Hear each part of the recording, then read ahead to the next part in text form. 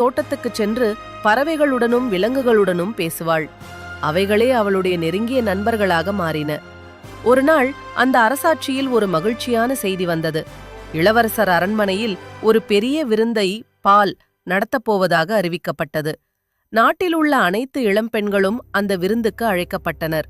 சிண்ட்ரெல்லாவின் சதை தங்கைகள் மகிழ்ச்சியில் துள்ளினர். வாரக்கணக்கில் தங்கள் உடைகளை தயாரித்து நடன பயிற்சியும் செய்தனர். சிண்ட்ரெல்லா அவர்களை பார்த்து கொண்டே சோகமுள்ள புன்னகையுடன் தானும் அந்த விருந்தில் கலந்து கொண்டு தன் தாய் சொல்லிக் கேட்ட மாயக் கதைகளின் சிறு அனுபவமாவது பெற வேண்டும் என்று ஆசைப்பட்டாள். ஆனால் அவளின் சதைத்தாய் சிண்ட்ரெல்லா வீட்டிலேயே இருந்து வேலைகளை செய்ய வேண்டும் என்று உறுதியாக கூறினாள். விருந்தின் இரவு வந்தது. சிண்ட்ரெல்லா பழைய உடைகளில் தனியாகவே இருந்தாள். அவளின் சதை தங்கைகளும் சதைத்தாயும் அரண்மனைக்குச் சென்று விட்டனர்.